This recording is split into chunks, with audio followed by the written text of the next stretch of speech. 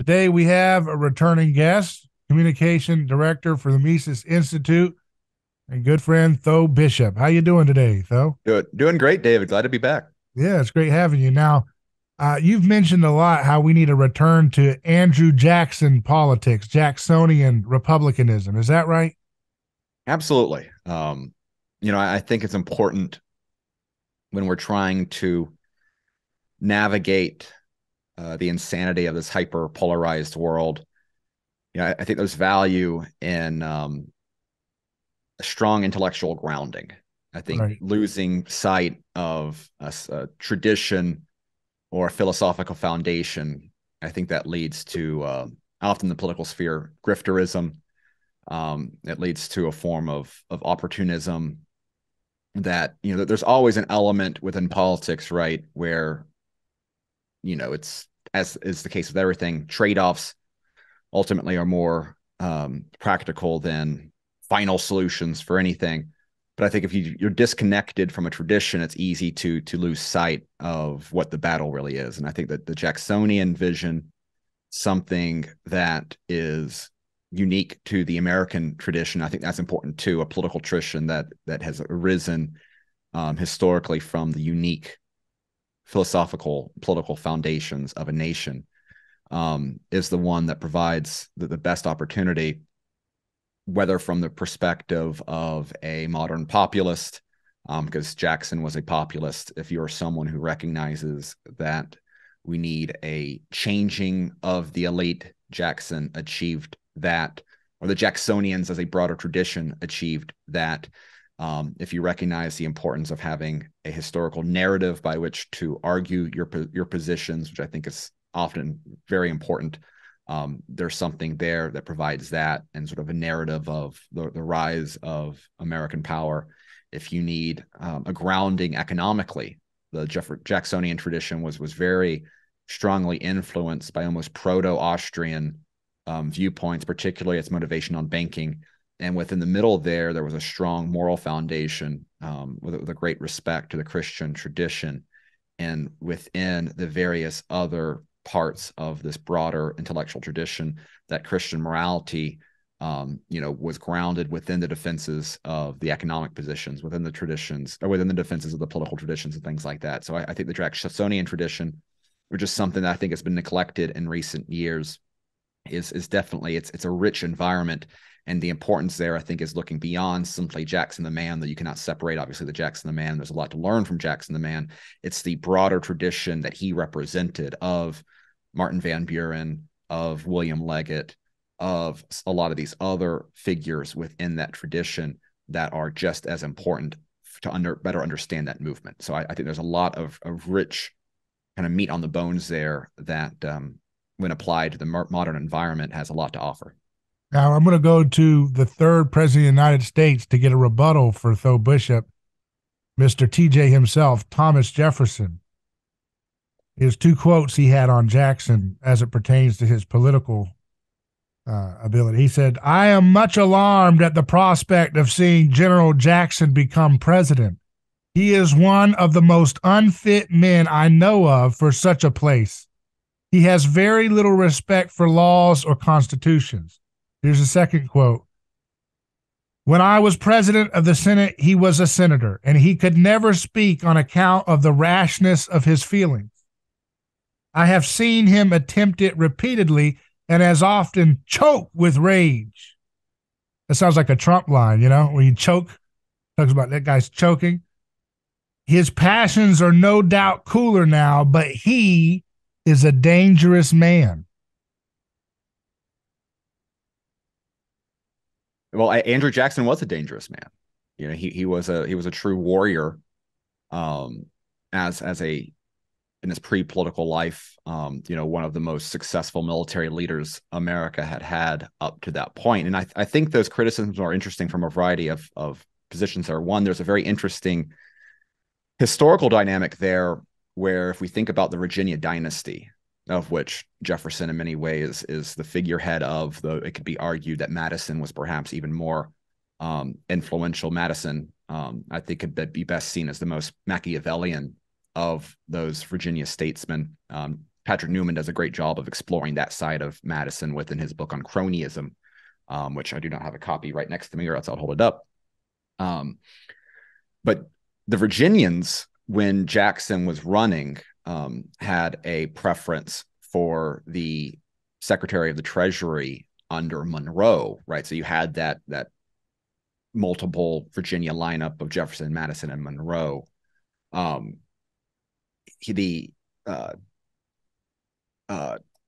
was their preference. And what I think is interesting is that, again, I think it goes to the separation of William Crawford was the politician who was from Georgia. He actually suffered a stroke during that campaign, but still beat Henry Clay, which I think is interesting. If we separate Jackson from the man from the Jacksonian tradition, I think this helps illuminate where I think the real value is. The Jacksonian tradition was in many ways a response to the changing political tides within American politics at the time. Understand that there was this expansion of the franchise. America became more democratic. We could argue the merits of that one way or another, but that was a political trend independent of Jacksonian democracy. It wasn't the Jacksonians that succeeded at making these reforms. These were sort of organic reforms that had kind of been baked into an emerging phenomenon of this sort of underlining clash against the elites. And the elites at the time, largely dominated by New York manufacturers and the financial class of Alexander Hamilton, of which Jefferson, in many ways, played a role of that counterbalance there. So they were very concerned about Jackson because he did have a bit of a wild streak. So he was like Trump to Jefferson's Bush to Obama's Hamilton, or we don't want to go there? Well, I think that the better comparison would be less Bush per se, maybe more of like Paul Ryan, maybe more of, say, take a boring, and I don't mean that dismissively on Jefferson, at least on these grounds. I have my objections to Jefferson. But think about some of the concerns that, let's say, like the Glenn Becks of the world, that sort of Tea Party intellectuals of the 2010 class, or, the intellectual figures of that class, and the concerns that they had with Trump. Because Jackson's record, right, he sparked an international conflict with Spain, with some of his adventurism within Florida at the time, in his crusades against Native American tribes. In his view, it was his own way of bringing law and order, essentially, to these frontiers where you had constant clashes on both sides. I think that the sort of narrative that it was just encroaching white settlers, doing all these horrible things to native tribes. I mean, there was plenty of violence on both sides there, part of this kind of constant clash of civilizations in their own right. So they saw Jackson as unpredictable.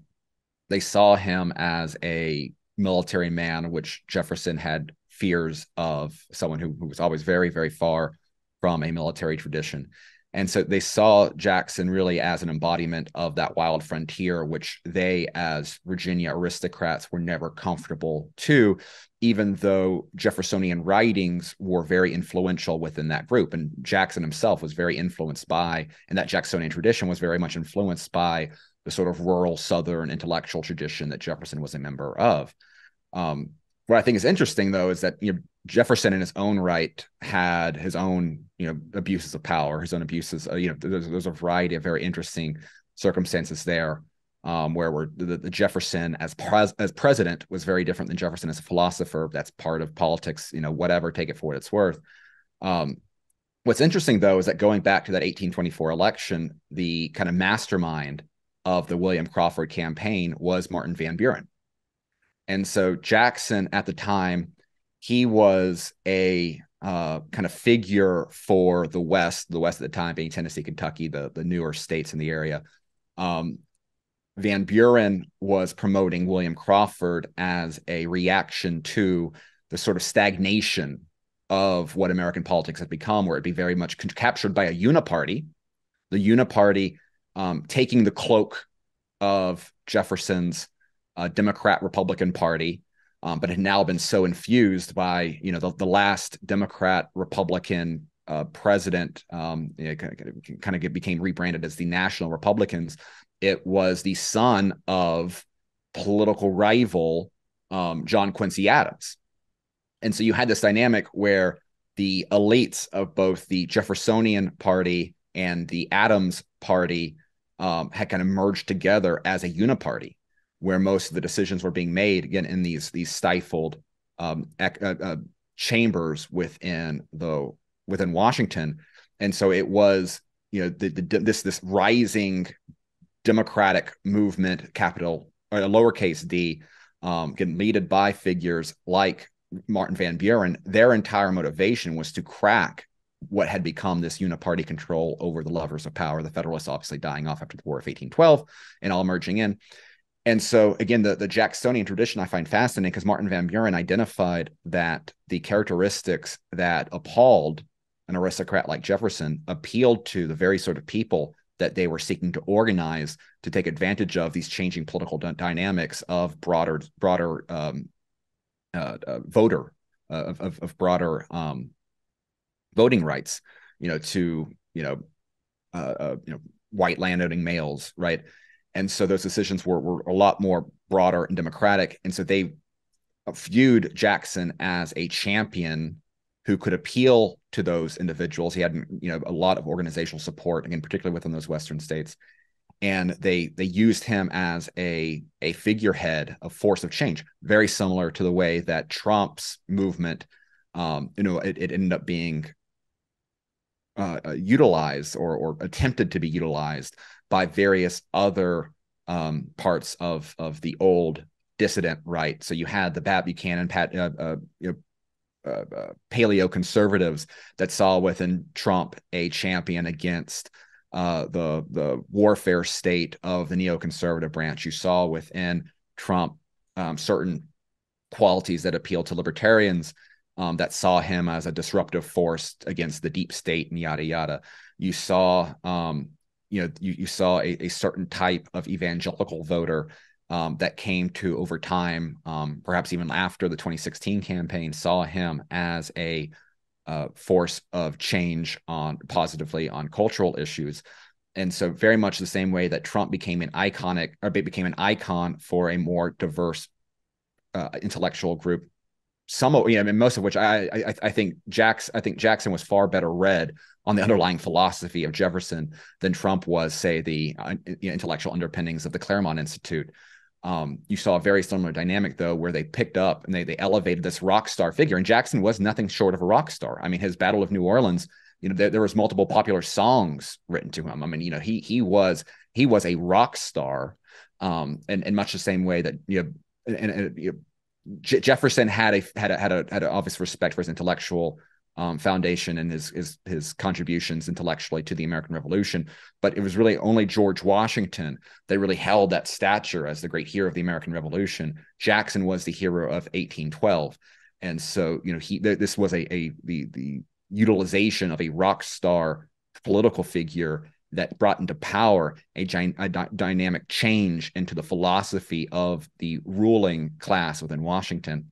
And one of the things, and I think the lasting impact that they had in power was far greater than what the Jeffersonians had accomplished when Jefferson won after the 1800 election. So I understand Jefferson's critiques, and some of them might even be valid. But I think that they reflect they are more focused on Jackson, the man, rather than the broader Jacksonian movement. Though within that, within the ego and the healthy, the large ego that Jackson had, and his sense of the presidency being a democratic tool of power, being the one figure that is elected by all of the country. He has within his own political thought that he articulates, during inaugural addresses and other addresses. He saw that he was very skeptical of restraints on executive power, because he thought that electoral mandate was stronger than some of the checks put in place. But he also had a great respect for the limitations of the role that the federal government should properly play, even going as far as saying that we shouldn't have national holidays because it infringes upon various rights of states and things like that. So there's this very interesting dynamic of Jackson where it's a very strong executive figure with a very healthy respect for federalism up to a point. And obviously there is some contradictions within the Jacksonian, particularly Jackson's own ideas when it came to nullification, right, and the conflicts that he had with his vice president, John C. Calhoun, when it came to, he was very much this interesting breed of very strong unionist, but he also had a healthy respect within that union framework for states' rights up to a point. And there are some disagreements within those conflicts amongst various figures within that broader tradition. But like that goes to the complexities of Jackson the man and what his political significance really was. What do you say to the some of your fellow new conservatives or the new right or whatever that are very pro Hamilton, they want as close to the monarchist politics before the revolution that they can get. And both you and these folks on the new right, some of them talk about the same kind of dynamics about power politics and stuff, but you tend to be more admiring of the populist figures like Andrew Jackson, who's kind of pro-democracy in that sense, right? But yet some of these classical conservatives that are trying to revive, a true conservative traditionalist kind of monarchic type view of order and power that want to roll back a lot of liberalism, and they kind of think of the founding fathers as, in some sense, committing a primordial sin of revolutionary fervor that was inevitably going to result in the destruction of our cultural fabric like we have today, because it's based on revolution instead of something unchanging like God's divine right of kings or something like that. And I know that Hamilton and all those are not quite what we would say a monarch, but in general, how do you deal with that dynamic? How do you parse out the differences there between you and them? I think that's where the real value of Jackson as a figure to sort of anchor the current environment actually becomes extremely useful. Because within that, I see sort of sort of, let's say three different very distinct issues at play here. One is, if we go back to the conservative versus liberal dynamic, the critiques of the Enlightenment broader, the critiques of the American Revolution. I think that the origins of the American Revolution are misunderstood. I think that the conflating the revolution as sort of the embodiment of the Enlightenment writ large is a very modern, or is a relatively modern liberal revision of the American Revolution. I think it strongly elevates those aspects of the more secular aspects of, say, Jefferson's philosophy. It elevates the work of John Locke, though I think Locke gets a bad rap in some of these circles, but neither here nor there. I think it overemphasizes the work of John Locke at the diminishment of the work of Cato's letters. And Cato's letters, which were written by two British scholars at the time, John Trenchard and Thomas Gordon, those were actually far more influential in the colonies than John Locke's treatises were.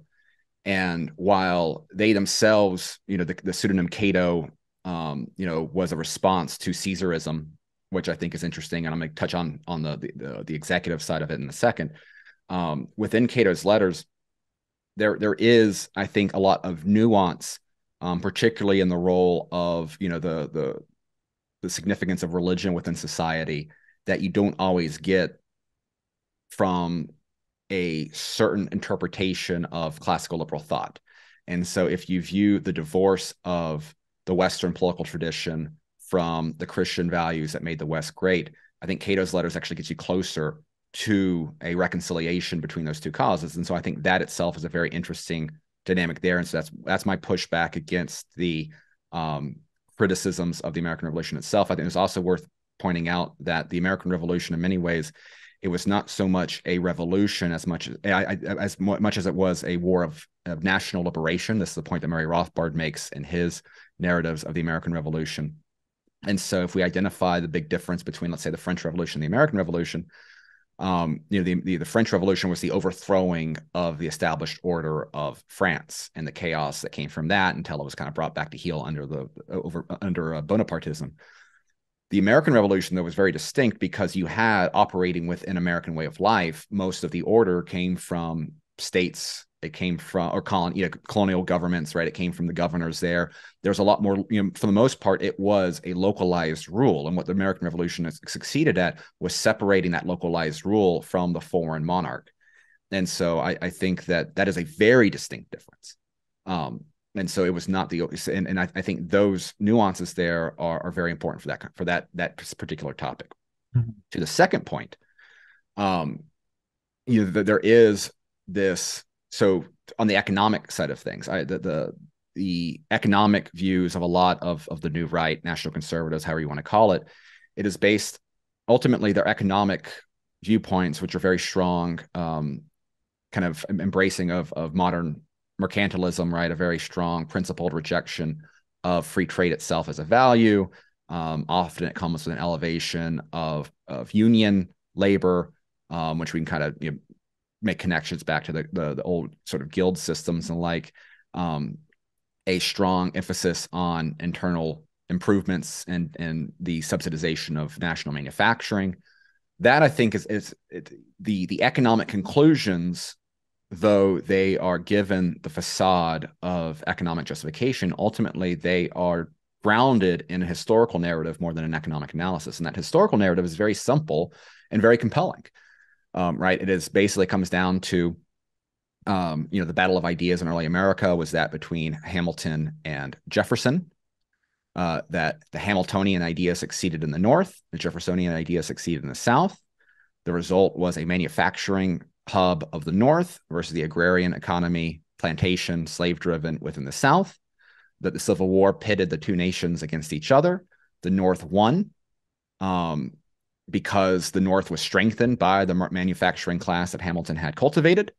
And therefore, if we are seeking to develop lessons for today, we are better off by adapting the successful conquering Hamiltonian North view rather than the defeated Southern view of Jefferson. Again, understand the narrative. It makes a lot of sense on a superficial level. I think that and this is why I think the Jacksonian tradition is so important, because one of the figures that I think deserves credit is an overlooked figure, Albert Gallatin, who was to Jefferson what Hamilton was to Washington. He was a Swiss immigrant, was a Pennsylvania farmer, and always a very strong figure within that Jeffersonian tradition. And he was he was the Treasury Secretary under Jefferson, where they were able to roll back a lot of the spending of the federal government. He was someone who helped balance the books. He was someone who was a very capable financial mind. And if you look at the economic success of early America, what we actually see is that the policies of Hamilton spurred the political collapse of the Washington Party, of the Federalist Party. It took simply 4 years after the Federalists lost the shine of George Washington as the political figure for that political power to be thrown out of office in favor of the Jeffersonians. And that's because of the financial hardship that the failure of Hamiltonian policies had on Americans' economy. You could even take this back from a broader historical perspective. Let's go back to the French Revolution. What was the cause of the French Revolution? It was the bankruptcy of the French crown. And if you look back at the intellectual inspiration for Hamilton, he was a big fan of the French finance minister, Jean-Baptiste Colbert. Colbert was the finance minister for Louis XIV, two kings separated from Louis XVI of the French Revolution. And Colbert became a very eminent European economic figure, in part because he was, at the time, right? If you think about what elevated great figures, it was your usefulness to the crowd. And so Colbert was very useful to Louis XIV in a variety of ways. He was the one that emphasized the creation of the fortification of various guild systems and various internal controls over trade and merchants. He was someone who modernized and grew the taxation collection devices of the French crown, which helps pay for Versailles. He was the person that subsidized various industries within France, at the expense of, at the expense of international trade. For example, glaziers, he subsidized them being brought over at the expense of more renowned European ones. And so a lot of the policies that Hamilton sought to emulate within the U.S. Could be traced back to the ideas of Colbert. And yet, 100 years after Colbert, there's a lot of ruin in a nation, right? So 100 years after Colbert, there's a time aspect to that. You have the overthrow of the French Revolution. You have the French Revolution, right? So I would argue that there is a connection between the fall of the Bourbon dynasty of France with the overthrow of the Federalist regime within Washington. The difference is that France had hundreds of years of built up capital and stability within that system. America in its early days, right? You simply had, 2 terms of Washington before that was overthrown. And so I think if we were to take seriously that lesson, then we do not want to emulate the policies of Colbert, because Colbert is one that fueled exactly the revolutionary fervor that they are so concerned about within the French, within the, that fear of revolutionary mindsets. And so what you get with Hamilton, or what you get with Jackson, is I think that third part, where you have a growing skepticism of the value of a legislative branch, that sort of broad body, where you have a decision making through committee and all that sort of wonderful things that come with these sort of parliamentary systems. What you had within Jackson was a confidence in the use of executive power, similar to Hamilton, right? That's what Hamilton wanted, was that strong executive, but it was a strong executive guided by Jeffersonian ideas.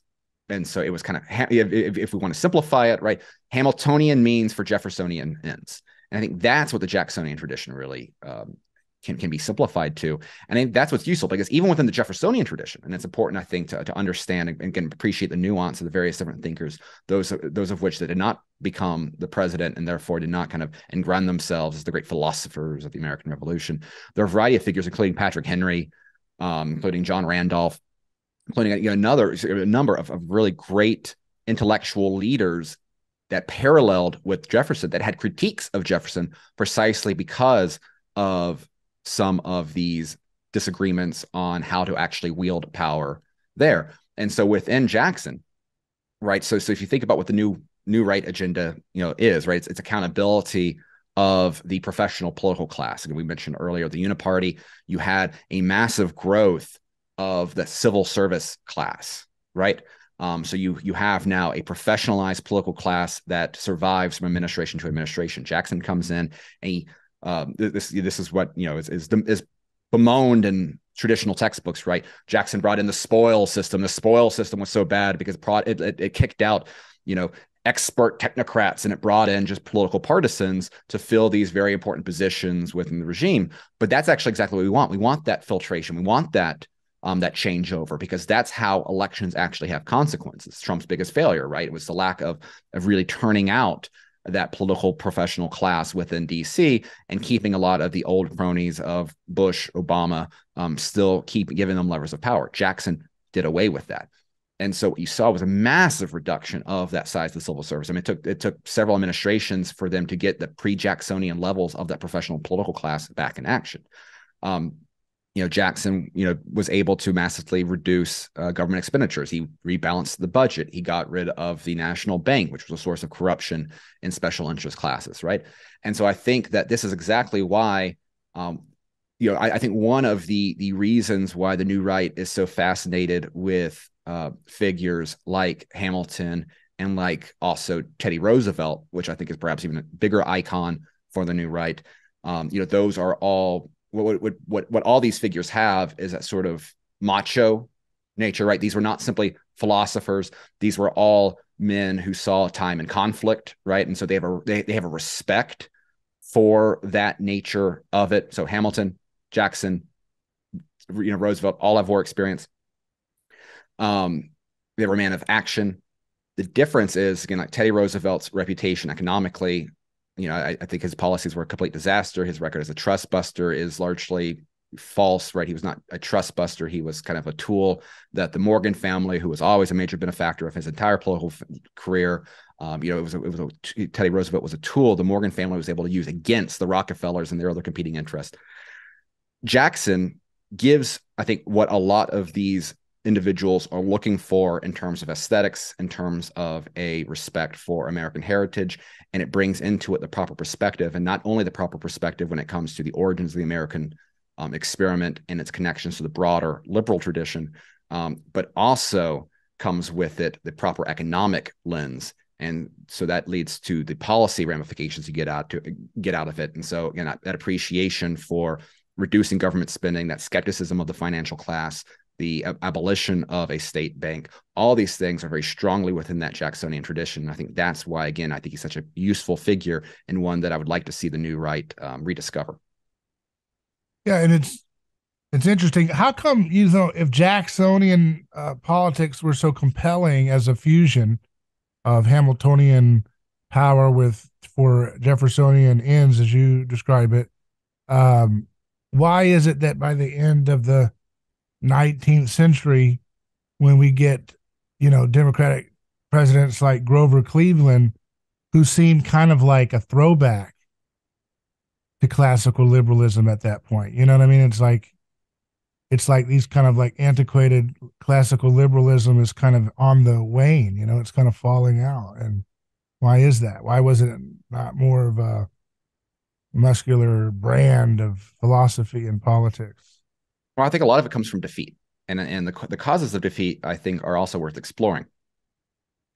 So if we think about the Jacksonian tradition, we talk about Martin Van Buren. Obviously, Martin Van Buren famously loses his attempt to win re-election after Jackson, and so you could argue that much the same way that my criticism of Hamiltonian policies, the ability of Hamiltonian's Federalist policy to lose power after simply 4 years after the fall of the great man, does not also apply to the Jacksonian tradition, because 4 years after the fall of the great man Jackson, you have Martin Van Buren turned out.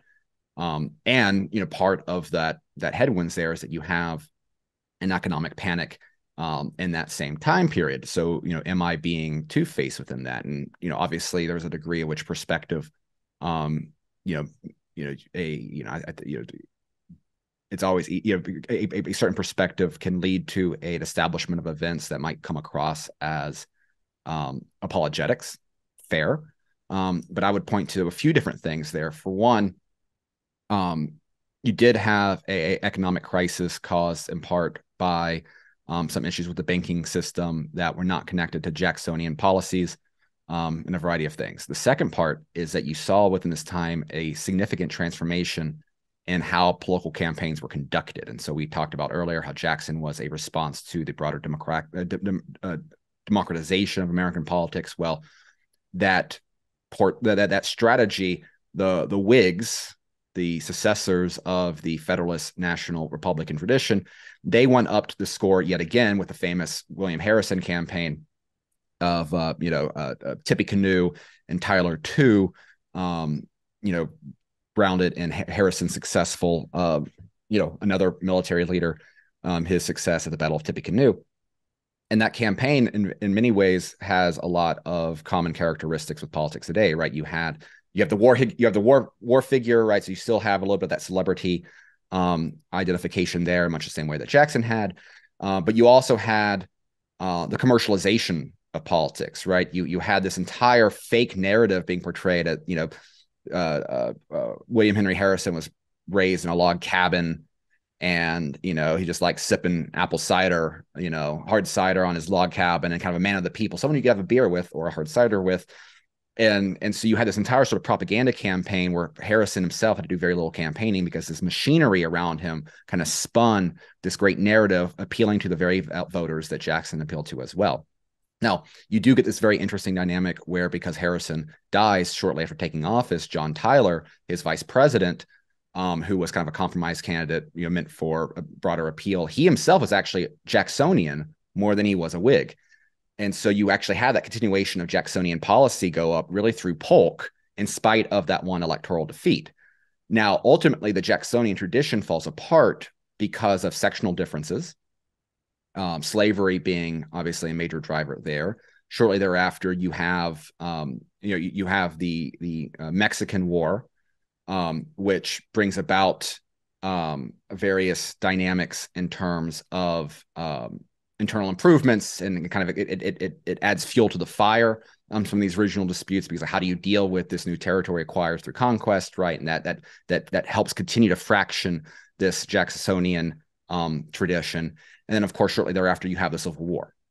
Now, the Civil War, you very much do have the explicit conquering by a Whig-inspired president, Abraham Lincoln of the new Republican Party, marching through the large Democratic threshold of that Jacksonian tradition of the South. After the Civil War, you have political you have the Reconstruction period, where you have literal federal occupation of the South. You have an incredible political disenfranchisement of large swaths of the of most of the voters of these areas. You have various different you have the imposition of essentially puppet regimes of Republican carpetbaggers coming in and being propped up to, in many cases, most cases, just robbing from this politically disenfranchised South. And that leads up to a very important point, which is the election of 1876, where Sam Tilden, who very much comes from this Jacksonian tradition. In fact, Tilden, as a young man, was a protege of sorts of Martin Van Buren, a fellow New Yorker. And so he very much is seeking to continue this Jacksonian tradition with his 1876 run against President Hay, or against Rutherford Hayes, who represents the Republican Party after Ulysses S. Grant has enough scandals that he decides not to run again. Tilden should have won that election. He did win the election in terms of votes. The New York Times, which at the time was a partisan Republican paper, was able to spin up enough confusion directly after that. I'll let people draw current parallels on their own. That essentially the American federal system and the occupation of the South was turned to confiscate ballot boxes, particularly within a few contested states, South Carolina, Florida, Louisiana. There's a dispute with Oregon, which is a little bit different, but along those lines.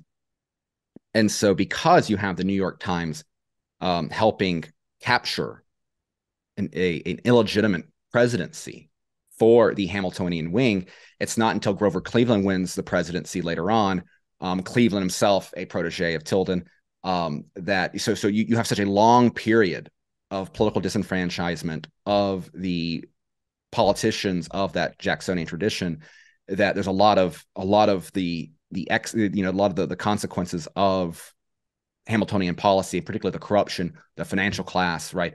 All that aspects are baked into the cake so solidly. That brings us to the Progressive Revolution, which overthrows the significance, the power that old Jacksonian tradition has within the Democratic Party, right? You think about Woodrow Wilson and the takeover of the Democrat Party for the Progressives. You have the successful takeover of the same Republican Party on the Republican side as the ramifications of Teddy Roosevelt and his success. Once again, we are returned to that uniparty within the framework of that modern progressive ideology. That is where I think that the Jacksonian tradition really, really dies. And that has led to kind of this new perception of classical liberalism, where I think one of the biggest flaws and why it finds itself so inadequate now, and I think this is a distortion of what the classical liberal tradition is, but it's what has become largely accepted, right? Classical liberalism has been traded away from a philosophy grounded fundamentally within a respect for property rights, and all the economic ramifications that come from that respect, into a broader respect for tolerance, for different pluralism. Yeah, pluralism, exactly. And that tradition, and then of course that becomes emphasized with the Civil Rights Revolution of 1960s, et cetera. that's where I think the current critiques of classical liberalism are really critiquing the classical liberalism that emerged after the 1960s revolution. And within that, often a nominal respect for free markets, but not a strong respect for that underlying property rights dynamic, right? And so I think that is where, if you want to chart, if in my view, my perspective of American history, that is where you can chart the rise and fall of the Jacksonian tradition, that it was essentially the conflicts that divided the Jacksonians over the issue of slavery, the military conquests that followed the Civil War, the hijacking of democracy in 1876, and the inability for that weakened tradition to maintain control over that Democrat Party. I think the rise of William Bryant and that ironically enough, that populist tradition is kind of what gives way there. That is where the Jacksonian tradition really dies, and it really is not kept up again until you get some of the old right. It is revived in a certain sense within the old right of Taft, of those that were skeptical of intervention during World War I and World War II. Has a bit of a resurgence within the American conservative movement that sparked after World War II. Right. But that power continues to be a minority, largely even within the Republican Party. And particularly when Reagan, who in some ways was hoped to be a restoration of some of those values, in power, is kind of, undermined by the neoconservative George Bush era, H.W. Bush. That's where it all comes to retreat. Isn't it always going to be kind of a fool's errand to have a position of, we have, and I know this gets to something that you like to talk about with power and things, but if we're the party that's going to try to hold back on using power when the name of the game is power. And so when you're always playing with that handicapped position of we're not going to, we're just going to veto spending and we're going to follow the Constitution, when that's your position, when you're dealing with Machiavellian sharks and stuff, you're just usually going to just lose, and you're going to lose on the propaganda front because the financial oligarchic interests are going to have way more investment and, the abuse of rules and power so they can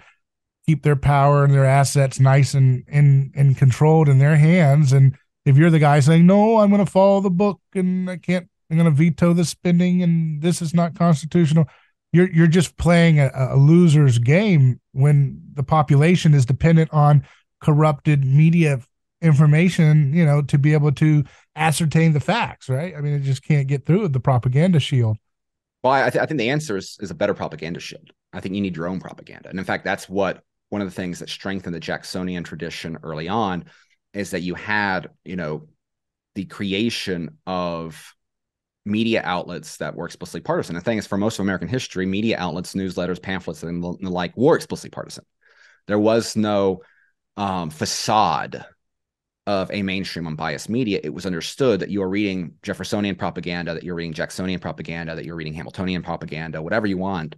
It was the understanding that the information that you were getting came from a partisan lens, because there's always a filter that goes into how events are portrayed, what events are highlighted, what messages are put out, yada, yada, yada. There's always a lens there.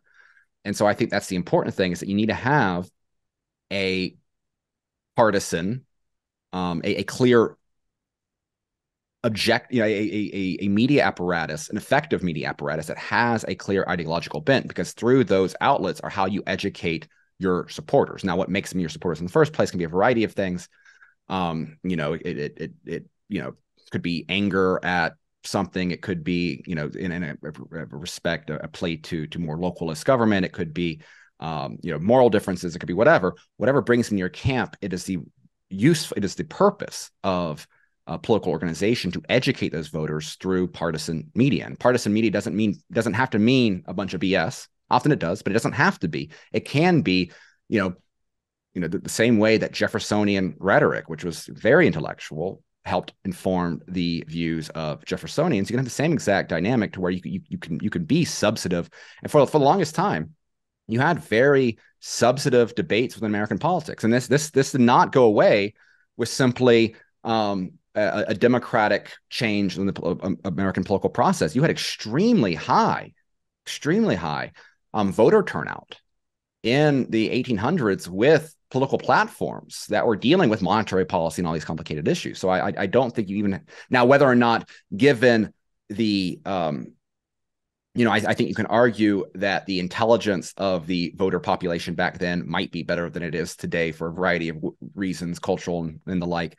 That might, that is a fair rebuttal to it. But I think that is ultimately, if you are to succeed within a democratic system, and if your attempt is to change a democratic system, ultimately it must come from being able to mobilize and inspire those that may not be up to your level in terms of grasping the entirety of your ideas. It's your job to make them resonate with a version of the ideas that make them want to follow you, that make them trust you. The other alternative is the sword, right? Which is something we do not want.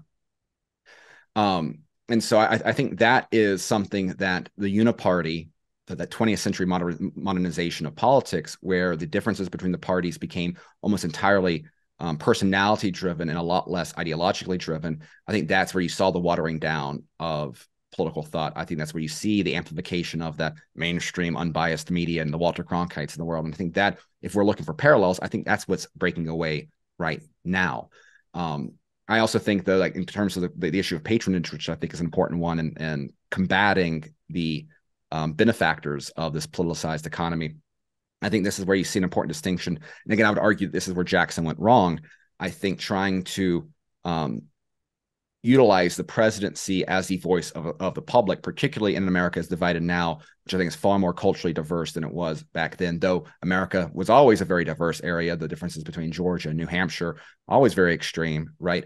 I think that the proper model in this dynamic is stronger governments at the state level and the use of federal power to go after the corruption of these broader national at the time, increasingly international now, economic actors. And so slicing off the central bank is one of the best ways to take away the theft from average workers to the benefit of special corporate classes, right? The reduction of the regulatory state, which serves to protect large international companies and their placement within the market at the expense of innovation and startups. I think all of these, I think that's the dynamic. And I think that's why, again, if we look at the success that Ron DeSantis has had in Florida, I think he very much kind of embodies this view of a very strong executive and it with a positive vision at the state level. And what we need is a federal leader to the extent that the American experiment as it exists can survive, and that's a whole different question. We can have larger conversations. As you mentioned, Governor DeSantis, TampaBay.com just did an alert telling me that Ron DeSantis is going to announce his presidency next week. So I saw that same thing earlier. Now, let's just say I'm not surprised, but it'd be interesting to see, how someone like him, like, let's say, obviously the odds against him right now winning a primary are working strongly against them. But it would be interesting to see how he takes the lessons from Florida and which of those he sees are applicable to the federal level. Can he use the federal sword mainly as a negative sword, right? Going the slashing of that professional political class, the slicing away of those special interests that are national and international in focus at the expense of local business and more state-driven economic interest?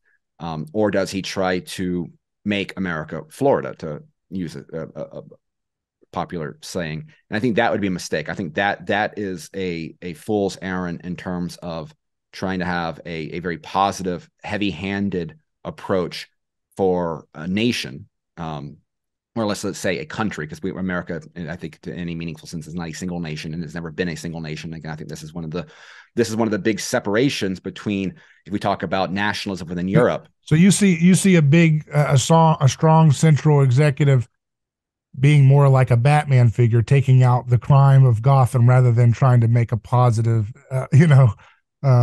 positive policies in a broad sense against, imposing a cultural worldview onto the nation, right? I think so. Much the same way that say the leader of the Habsburg Empire, right? Yeah. Like its top priority was to maintain peace Mm-hmm. amongst various nations under their rule, Mm-hmm. more than it was to make all of the empire culturally politically homogenous, right? Like that was the key to strong. I mean, I don't like empires, but like if the key to strong empires was that pluralism that led to the ability to maintain order between differing national and ethnic groups within a large body, Mm-hmm.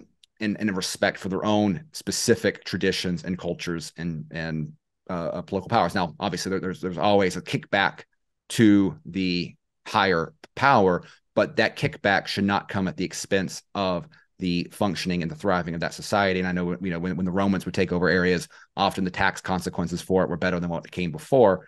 But that's how you created stronger empires that were stable over time. It's when empires got greedy and tried to overthrow those local traditions where you had issues. And I think that's the problem, is that America has been a very stupid and very greedy and a very arrogant empire, starting with America and the cultural the desire to homogenize American politics and American culture, and now increasingly, particularly in the 21st century, has taken that vision abroad to try to homogenize, create global homogenization. And I think that's the incredible error. And I think it requires a wise and also a strong and powerful ruler, president, executive, to play that role, because it's a weak person who has the insecurity of the regime to feel the need to come in and be heavy-handed. It requires a strong, competent one to have faith in the broader system underneath him, to recognize that the nation as a whole is better off with a respect for these internal differences. And you need to have state governments that are strong enough to be able to maintain their own order, not tyranny, but order. So you don't have absolute chaos. You don't have crime in the streets. You don't have an economy that is increasingly creates two different sides the ends of a protected elite class and a subsidized poverty class, and it's the middle ground that's being stolen from by various vagabonds and pillagers, even those that wear nice suits, or increasingly perhaps with the millennial generation, not so nice suits, but are using corporate influence for those purposes. I think that is ultimately the only way to keep together a nation as large, as diverse as the United States. The alternative to that is the complete breakdown, the collapse of that body, and which of those is preferable, which of those is more practical. I think that there are valid opinions among that. I know Daniel McCarthy, is very skeptical of secession. Ryan McMakin is very positive of the secessionist tradition. I have great respect for both those individuals. So I think there's meaningful difference. There are significant and serious conversations that we had between which of those two outcomes are preferred. But I think ultimately, if you're ever going to make America great again, rather than have the rise of Flexit and Texit, I think requires that strong executive that is willing to be that Batman figure against those that want to prey upon their constituents, rather than someone who wants to remake the entire country, and much less the world, in their own image. Let's go back to Andrew Jackson and his legacy. He gets a lot of negativity, and I wanted to get your thoughts on this. He says about himself, "Some believe me, as they term it, a most dangerous and terrible man of savage habits and disposition." Is that what they say about you, though, in Panama? Maybe increasingly. Wholly unacquainted with civilized life, possessing a temper and turn of mind of most incorrigible cast, and that I can break and trample underfoot the constitution of the country with as much unconcern and careless indifference as would one of our backwoods hunters, if suddenly placed in Great Britain, break her game laws. He blamed it on the newspapers, and he said, he was just departing from the Constitution. He wasn't trying to violate it. He goes on to say, "The violence of this measure for my enemies prefer to call all my acts by their strongest expressions, added to my Indian campaigns have in many parts of this country induced the belief that I am in fact a sort of rawhide and bloody bones, which was a children's nightmare character like Freddy Krueger back then, fit only to scare children. So he's talking about this little red. They had this demon creature that has like nothing but bloody skull with eyes and everything, and um, he said that's what people were thinking of him. How do you square some of the sins that he's associated with the Indians and his treatment of them, violation of the Constitution, with virtuous things like taking down the bank, the second bank? I think that all men are fallen. I think if you are seeking to have a purely righteous and faultless figure, you'll not find them in politics. You'll find them in Christ. And I think obviously there is a legacy there in terms of, again, if you want to criticize Jackson's treatment of natives, I think there's just in that. I think that there was, I think that he was motivated by a protection of American settlers. And I think that even if you dive deeper within the Jacksonian character, you'll find all sorts of interesting things that conflict with the common perception of him, such as adopting a Native American child whose parents were killed during one of his campaigns. So, I mean, you take it from both ways. He also had a tattoo of a tomahawk, which is interesting.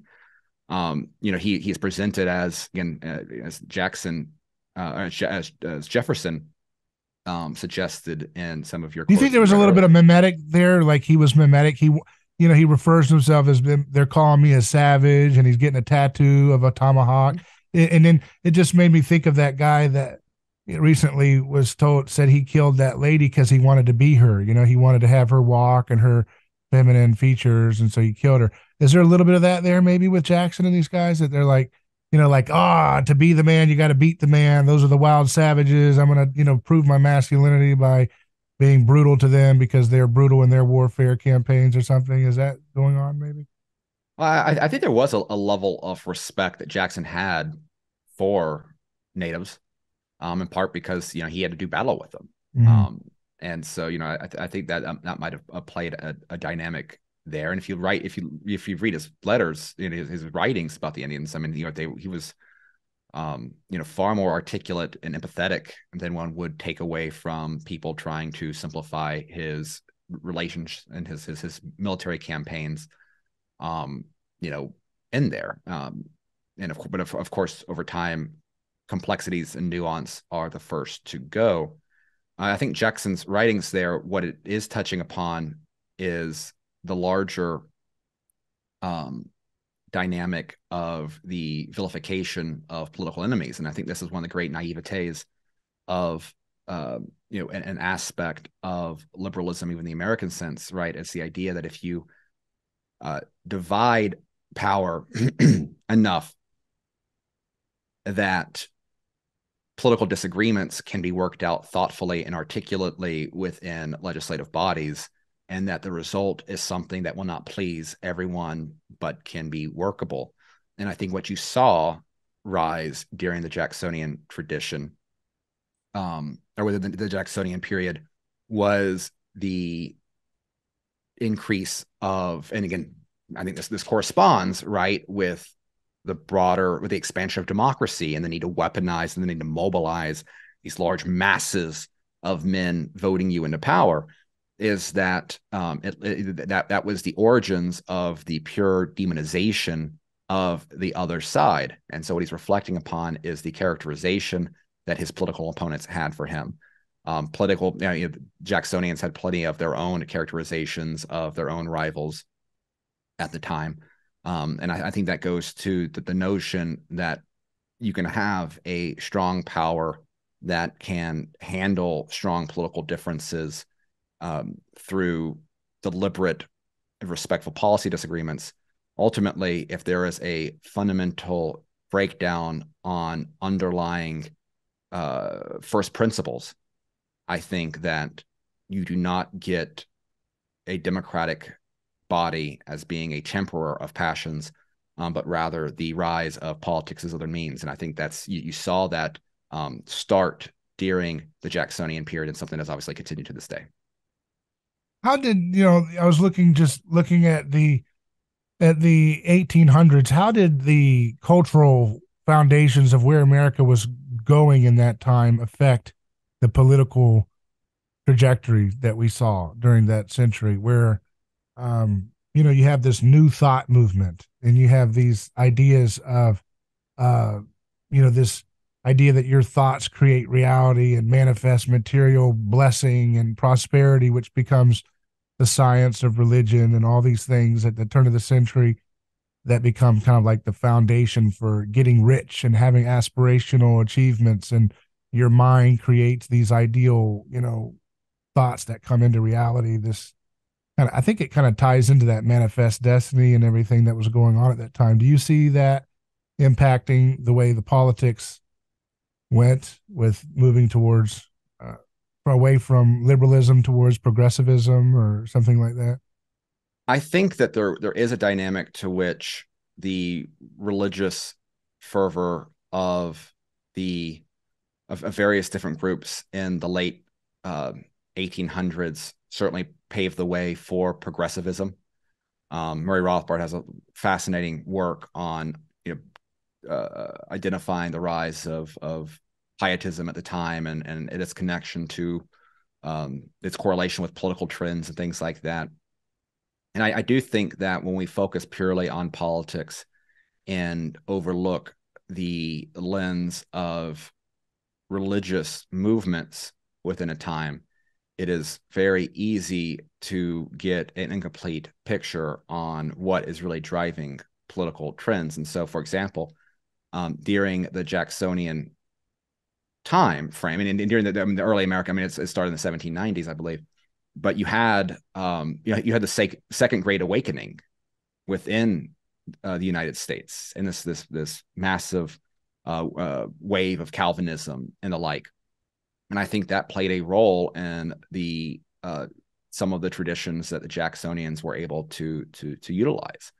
I think that you can see. I think right now the gross transformation of the modern left, has been driven by the rejection of any form of Christianity, and the embrace of a very perverse pseudo-secularism with various religious ties, with its own religious fervor.